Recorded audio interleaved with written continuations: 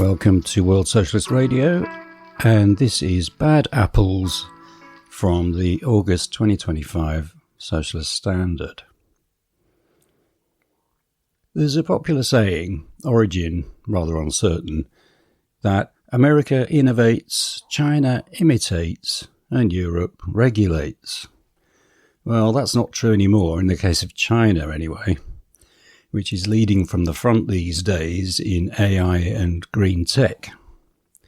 But Europe continues to live up to its reputation.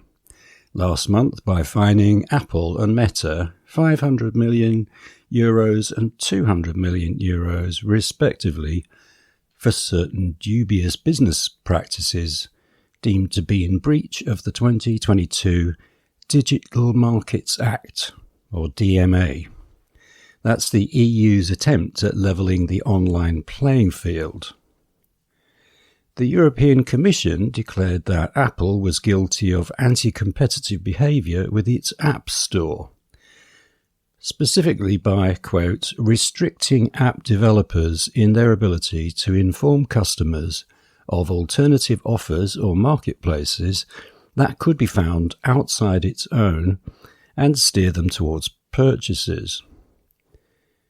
Meanwhile, Meta had erred by introducing a consent or pay model, which invites users to take out a monthly subscription, or else let Meta hoover up all their Facebook and Instagram user data for sale to third parties. The Meta model is a typical example of how firms exploit audience capture. They've got their customers hooked, so now's the time to take the piss out of them with extra charges. It's a bit like what the big streaming services have been doing lately by introducing adverts into paid subscriptions and then inviting subscribers to pay extra to go ad-free, all in the name of choice. But is Meta really offering a choice? One might suspect that the real deal is pay up and we'll plunder your data anyway. Apple have always been known for being control freakish and attempting to lock their customer base into their own exclusive ecosystem, including a special patent-protected charging cable that no one else is allowed to make and which doesn't work with any third-party device. People say that capitalism drives brilliant technical innovation. But when you look at the way this happens, brilliant is not the first word that comes to mind. It is chaotic, spontaneous, unplanned and secretive, with profligate waste and duplication. Under the pressure of competition, each developer adopts a walled garden approach for the sole purpose of protecting future profits.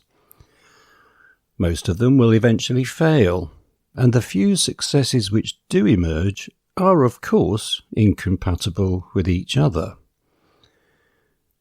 And producers have every incentive to maintain this incompatibility, make their products impossible to repair, lock in customers, and oppose any move towards component standardization.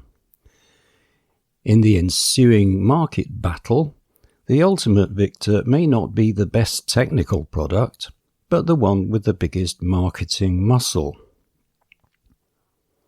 When you decide to let 1,000 flowers bloom, you can end up with a cactus instead of an orchid.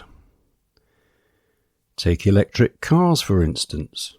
What's deterring buyers, apart from upfront cost, is range anxiety related to lack of charging infrastructure and long charge times.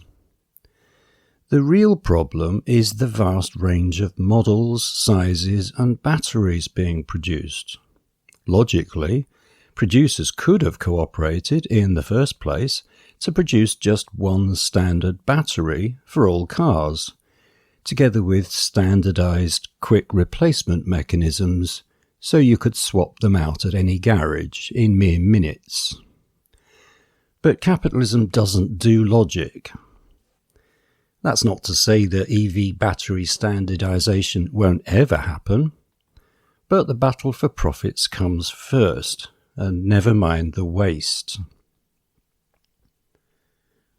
Recent EU regulations have been an attempt to override the jarring contradiction between what producers do for profit and what people actually want.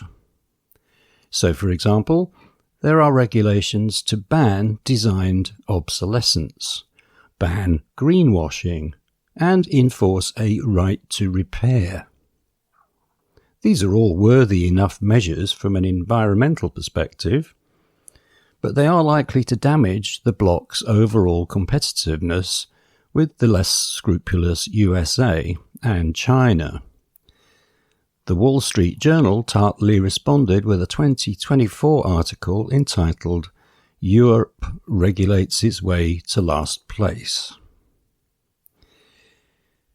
So it was that in 2022, in an effort to reduce much electronic waste due to the multiplicity of different charging cables, the EU put a stop to Apple's proprietary Lightning port and forced the firm to change its Euromarket products to use the industry standard USB-C charging port.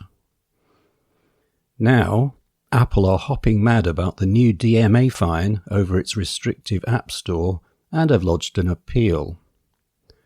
Perhaps they will argue that if the ruling were applied to offline traders, Tesco would be legally bound to advertise Sainsbury's products, Asda to advertise Aldi, and so on. Apple boss Tim Cook reportedly got on the wine line to US President Donald Trump to complain about all this, presumably in the hope that Agent Orange would put the squeeze on the EU mandarins via more tariff threats. But Trump might be less than enthusiastic.